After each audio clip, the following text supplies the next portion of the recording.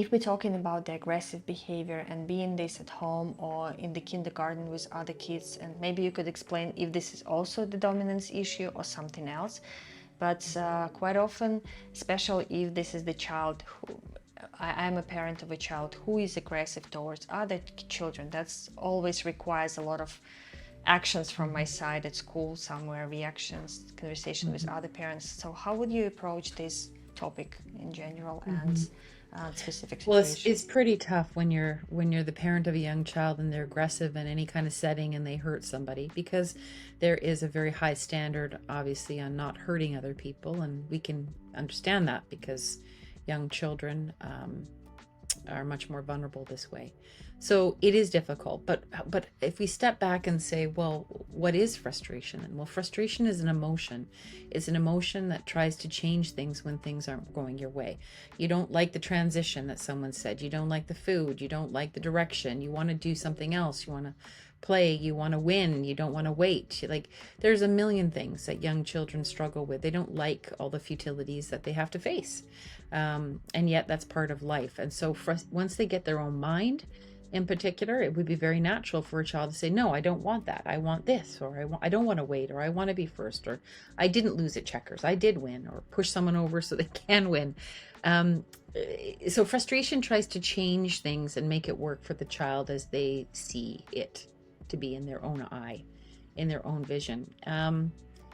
It's not really until the ages of 5 to 7 when the brain has developed sufficiently in the prefrontal cortex up here that can handle mixed feelings. It's this evolution in the brain development between 5 and 7 for most kids, 7 to 9 for more sensitive or neurobiologically neurodiverse kids, perhaps. That can take just a little bit longer, not because it's a deficit, it's because there's just stronger signals that then have to be integrated in the brain. And this puts a brake on a lot of frustration. You'll see, instead of hitting, it'll come out in words. I don't like you. You're not my favorite person. To eventually, hopefully, becoming, I'm really frustrated because this happened. And they're not hitting, but they're just frustrated. I'm frustrated this person let me down. I'm frustrated my teacher said this. That movement to words and responsibly sharing with the people who are responsible for them and can help them, that's really where we want to get. So how do we help our children have the brain development, have the words, be able to acknowledge and say, I am frustrated? These are all the prerequisites for this development of impulse control around frustration. When we don't have impulse control around frustration is when we get aggression. We get attacking behavior towards ourselves or towards someone else. Every 3-year-old is full of attack towards himself or others when frustrated. 4-year-olds, it could be a verbal attack. 5 to 7, you'll start to see the child like, oh, they might shake and shudder, and they're like, you can see one side of them's frustrated, one side of them doesn't want to do it. You know, as a parent, you might be like, oh my goodness, inside your head, you're like, I can't believe we're here again. I can't believe that. I've told them 100 times. And outside, you'll be like, we are not going to do that. I've told you that. No, that's not going to happen. And inside you're like, because you've got these mixed feelings. You don't want to just dump it out onto a child. It's inappropriate. It's not responsible sharing. But kids aren't built for that. Till just at the very beginning, you'll start to see 5 to 7 where they'll be like, I half hate you, or I sort of like you, but you're not coming to my birthday party, but this is the beginnings of impulse control. So what do kids need before they have impulse control? They need supervision. Hey, look at me. That's not on. Put your hand down. Come talk to me. You're having troubles? You're having trouble sharing. Well, of course you are, because you're 3 or 4. And sharing's overrated when you're 3 or 4. So I'm here. I'm going to help you. I can't allow that. Let's go forward. And so, you try to have eyes in the back of your head to see frustration, eruption, into aggression, but it's difficult. What I would say as well is that if a child is chronically frustrated, say they're waking up grumpy, you're supposed to wake up rested. Say you're getting, 5 temper tantrums that last a long time a day, or 3, or whatever it is. You get this escalation of temper tantrums. There's more attacking energy. Then we need to step back and say, okay, What's not working here for this child? Is there an attachment that they're really frustrated in? Is something not working, or they're getting wounded somewhere? Maybe, things aren't great at school. Maybe kids are being really unkind. Maybe they're not connected to their teacher. Maybe one of their parents is traveling and is away and they're really frustrated with that. Maybe there's been a loss in the family. Maybe there's lots of change and stress.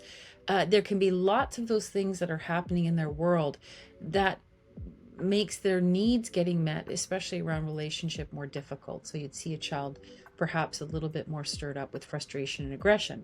Does the child have their tears? Are we able to get to the sadness that sometimes you can't always get your way? Sometimes you aren't going to be first. If for whatever reason those child's tears and their sadness aren't being experienced in a vulnerable way, what happens is you get more frustration and aggression. Sometimes mad has to move to sad. If it's not moving to sad, when you're up against the things that you can't change, then that frustration builds and you get more attacking energy.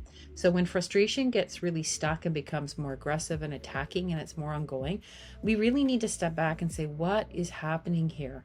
Do they have their tears? What relationships or what changes are happening in their world?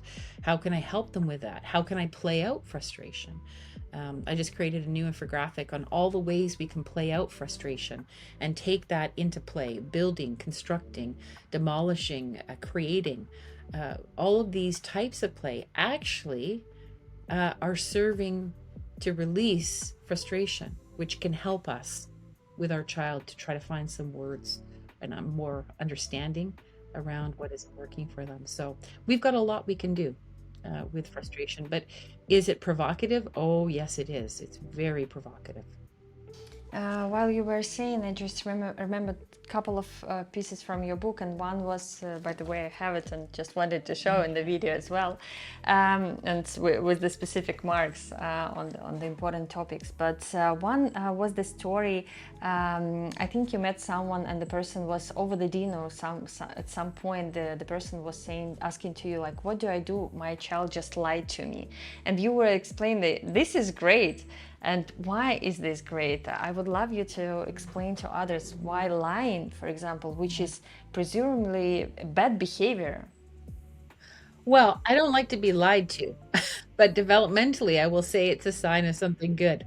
And most children lie because they're alarmed. It doesn't mean that we think they're going to be in trouble. It's just what they think. So they think I've got to lie and hide what I'm doing so that I'm not in trouble.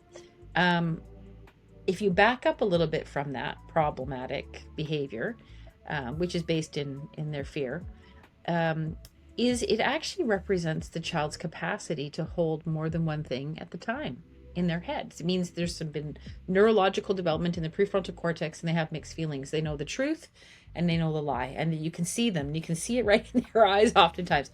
No, I didn't. And you're like, in the back of their head, you can hear their voices saying, yes, you did. Yes, you did. They're like, no, I didn't. You're like, are we telling the truth? And they're like, oh, like, how did you know? Because we can see that conflict inside of them. And usually by 5 to 7, if this is unfolding at 5 to 7, they can now keep a secret. They can now tell a lie. But the biggest remarkable thing here is that you actually have a child who's moved from a preschooler brain into what represents an adult structured brain, which is one of the most important developmental milestones in those early years, is the change and the growth in the brain to be able to handle mixed feelings and mixed thoughts, because that's where consideration comes from, courage comes from, the capacity to work, to have patience, to handle your frustration, like all of the things that are going to make them ready and fit for society come from that brain integration. Without that, we are battling symptoms of immaturity for a very long time. So lying is one of the easiest markers of that in many ways. So that's why I would celebrate it. Not that I like my children lying to me, but it's, yeah. Yeah. But I think it's important to understand that, apart from the behavior itself, there is a developmental milestone, Yes. which is very important. And you deal with this behavior separately from this milestone. Actually, maybe even using it. Exactly. And what adult isn't tempted to lie? I mean, that becomes from then on, every adult is every person. Then once you have this capacity for mixed feelings and thoughts, what goes through you is this the time where I'm going to reveal? How much am I going to reveal? How much do I hide? And that's the question that, is in everyone's mind. from that point onwards as you move into adulthood. So, yeah.